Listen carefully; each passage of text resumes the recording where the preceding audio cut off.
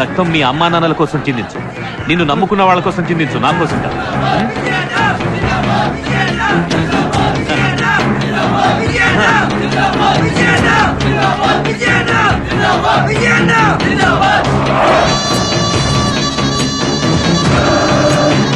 మీ అమ్మా నాన్నలు మీకు డబ్బు కట్టి ఇక్కడికి పంపించింది మీరు చదువుకోవడం కోసం, ఎవరినో లీడర్ని చేయడానికి కాదు, ఇంకెవడి వెనుకో తిరగడానికి కాదు.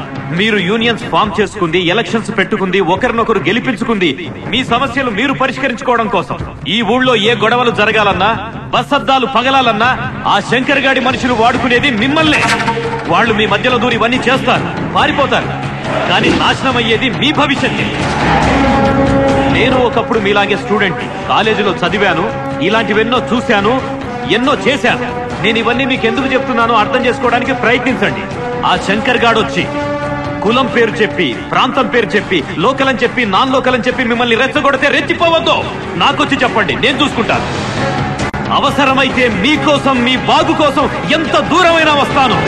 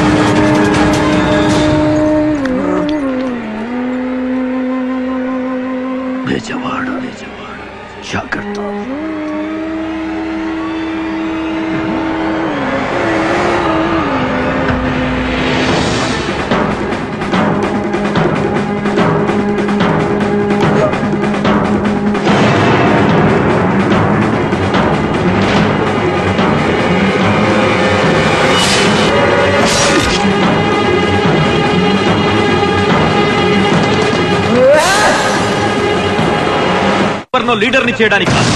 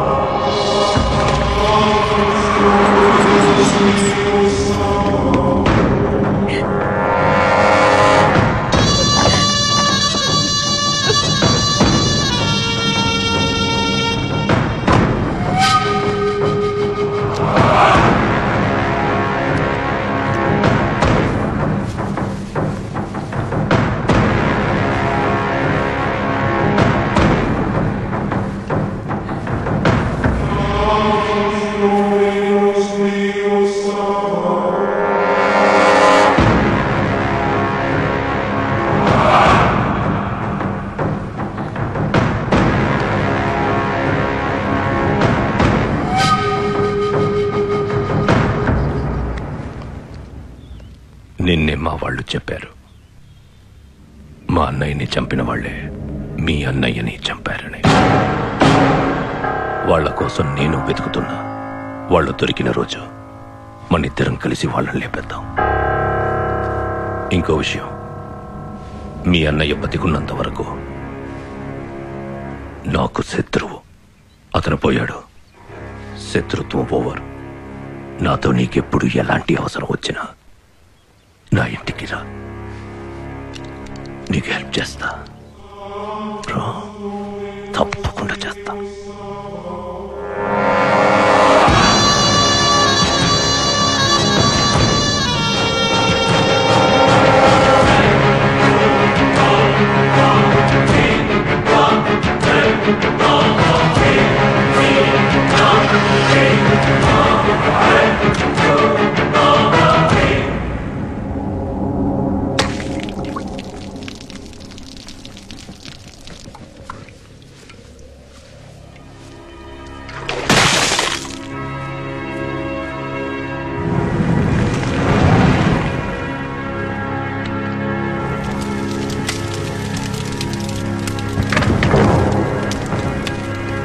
చూడండి, ఆ శంకర్ గారు అన్నయ్యని చంపినా మనం ఏం చేయలేం పరిస్థితి. ఈ టైంలో కట్ స్కెచ్ ప్లానింగ్ లేకుండా వాడి మీదకి వెళ్తే మనకే ప్రమాదం. ఈ ఊళ్ళో పోలీసులు పొలిటికల్ పార్టీలే కాదు, వాడితో అవసరం ఉన్న ప్రతి వాడు వాడికే సపోర్ట్ గా ఉన్నారు. అంటే ఇప్పుడు మనం ఏం చేద్దాం? వాడికి భయపడి ఊరితో పారిపోదాం అంటావా? ఇప్పుడు మనం వాడి మీదకి వెళ్తే మనం మిగలం. ప్రాణాలతో మిగిలింటేనే కదా పగైనా ప్రతీకారమైన. జయకృష్ణ, ఈ టైంలో మనం ఊరుకు. నేను చెప్పేది వినండి, మనం కొంతకాలం సైలెంట్ ఉండాలి. అవకాశం వచ్చినప్పుడు నా కొడుకుని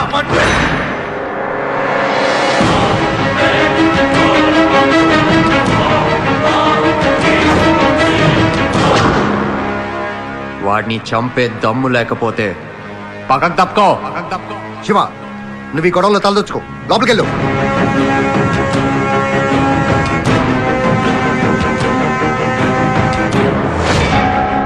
వాడు చంపితే మాత్రం మనం చావాలా? మనం చంపితే వాడు చావడా? ఆడు దింపుతేనే కత్తి దిగుద్దా? మనం దింపుతే దిగదా? శివ, నువ్వు చిన్నోడివి, ఎందుకు నీకు ఇవన్నీ? చంపడానికి చావడానికి చిన్నేంటి పెద్దేంటి? కత్తి ఎవడు పొడిసినా దిగుద్ది. ఈ కళ్ళతో చూశాను అన్నయ్య చావుని. నువ్వు చూసావా?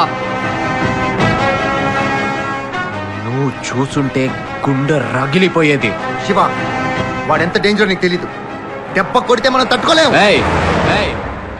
వాడు కొడితే ఎవడైనా పడతాడేమో, అదే నేను కొడితే పడి పోతాడు. చావు భయంతోనూ ఇలాగే ఇంట్లో కూర్చో. నేను మాత్రం కూర్చోను. అన్నయ్యని చంపినోడి చావు కేకతో ఒకరోజు మళ్ళీ బెజవాడ నిద్రలేపి అప్పుడు మీ ముందుకొస్తా. నువ్వొక్కసారి ఊను, కాలేజ్ నుంచి 500 మంది వెళ్ళి ఆడింటి మీద పడి ఆడింట్లో దూరి మరీ చంపేస్తాం ఆ శంకర్ గారిని.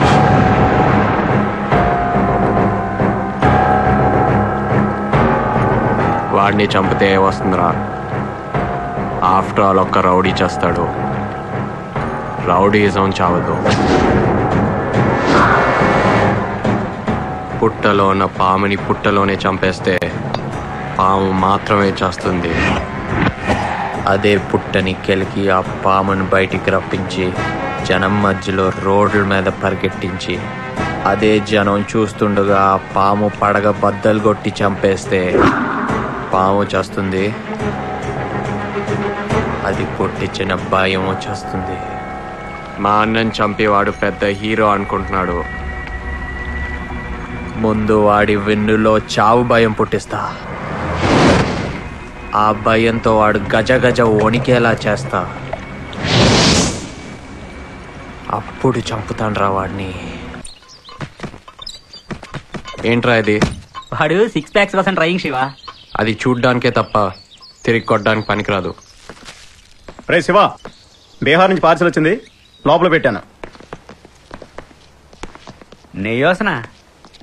అదేంట్రా, మన బెజవాడలో నెయ్యి తక్కువైనట్టు అక్కడెక్కడో దూరంగా ఉన్న బీహార్ నుంచి పంపించాడా నీకు నెయ్యి? ఓపెన్ చేసి చూడు. నేను చెప్పలా నెయ్యే. లోపల చేయి పెట్టి చూడు.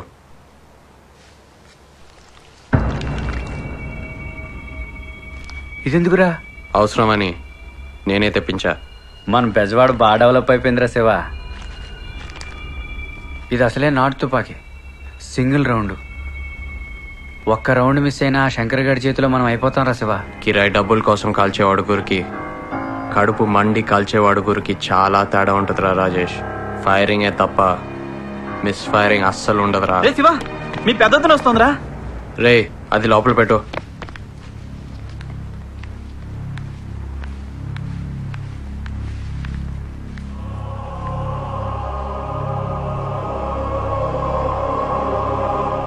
మీ అన్నయ్యతో పాటు నేను పోయాననుకున్నావా?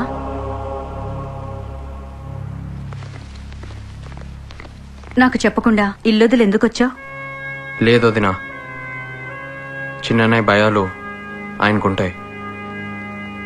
రేపు నా వల్ల ప్రాబ్లమ్స్ రావడం నాకు ఇష్టం లేదు.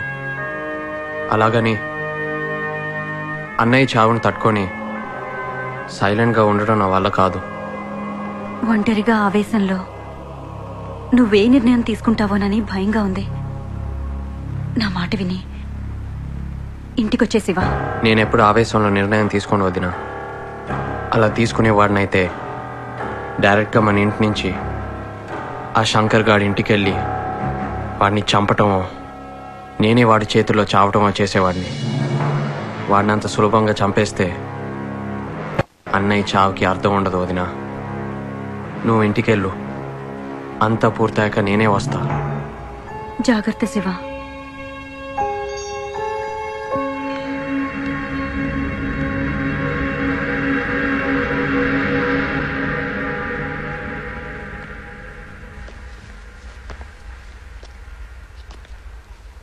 రాజకృష్ణ, ఎలా ఉన్నావు? చాలా కాలమైంది నిన్ను చూసి. కొంచెం పర్సనల్గా మాట్లాడుకోవాలి. సారీ జయకృష్ణ, మీ అన్న పోయినప్పుడు హైకోర్టులో పనుండి హైదరాబాద్లోనే ఉండిపోయాను. అందుకే క్రిమేషన్కి రాలేకపోయాను. మరి ఇప్పుడు ఎందుకు వచ్చారు? ఇటు మీకు అటు శంకర్కి అందరికీ బాగా కావలసిన వాడిని కనుక మీతో ఉన్న చనువుతో నీకో విషయం చెప్పి పెడదామని వచ్చాను. ఏంటా విషయం? విషయం అంటే పెద్ద విషయమేమి కాదనుకో. సరే, ఇవన్నీ ఎందుకు, డైరెక్ట్గా పాయింట్కి వస్తాను. నీ తమ్ముడు శివకృష్ణ శంకర్కి కౌంటర్ అయ్యాలని చూస్తున్నట్ట. ఇప్పుడు బెజవాడలో మీరు అనుకుంటున్నట్టుగా అతను చిన్నవాడేం కాదు. చాలామంది పెద్దవాళ్ళు అతని వెనకాలన్నారు. చూడు జయకృష్ణ, మీ అన్న పోవడంతో శంకర్కు మీకు మధ్య ఉన్న గొడవలన్నీ దాదాపు అయిపోయినట్టే. మళ్ళీ ఈ టైంలో స్కెచ్లు కౌంటర్లు అంటూ పిచ్చి పిచ్చి ప్లాన్లన్నీ వేసి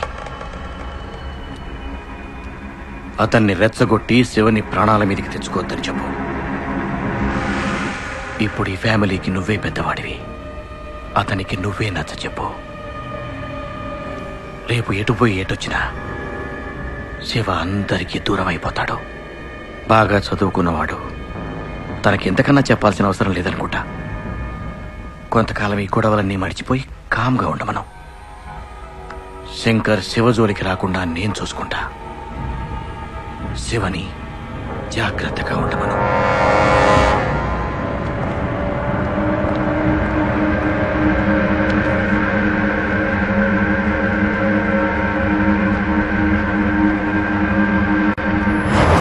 ఏమన్నాడు ఆ జయకృష్ణ? నువ్వు చెప్పమన్నట్టే ఆ జయకృష్ణకి చెప్పాను శంకర్. ఠారెత్తిపోయాడు. మళ్ళీ లైఫ్లో వాళ్ళు నీ వైపు కన్నెత్తి చూడరు.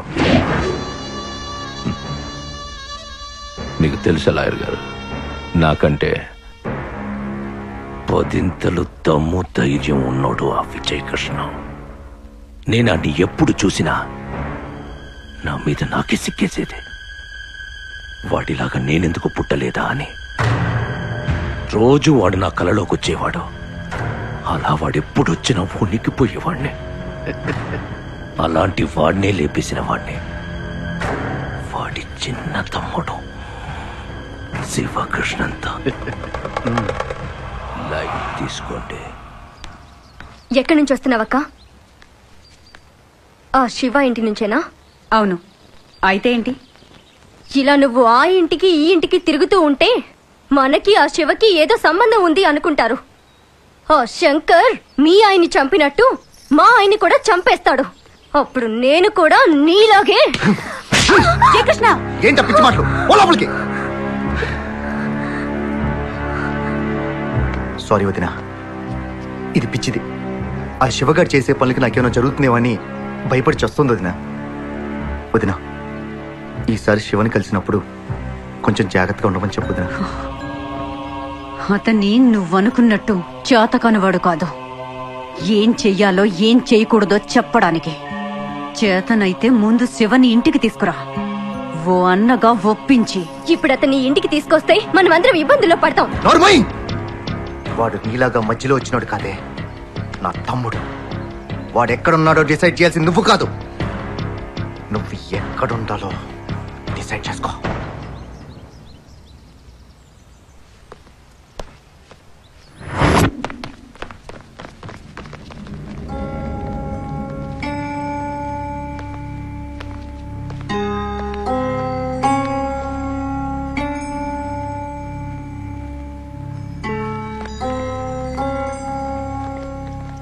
రోజు నువ్వు ఎందుకలా మాట్లాడే అర్థం చేసుకోగలను. అవన్నీ మర్చిపోదాం. కానీ ప్రజెంట్ సిచ్యువేషన్లో నువ్వు ఇక్కడ ఒంటరిగా ఉండకూడదు. అన్నయ్య, నేను ఇక్కడ ఉంటే నా ఒక్కడికే డేంజర్.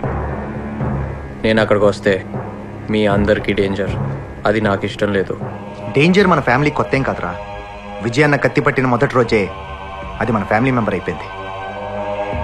అన్నయ్య మీద ఏమాత్రం గౌరవం ఉన్నా వెంటనే నాతోరా.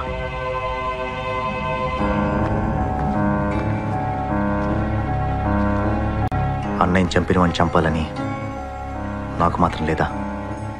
వాళ్ళు నిన్నేమన్నా చేస్తారేమో నేను వెనక్కి తగ్గానే తప్ప భయపడి కాదు. అన్నయ్య ఏ గొడవలకైతే నేను దూరంగా ఉంచాలనుకున్నాడో నువ్వు వాటికే సిద్ధపడ్డాక, శివ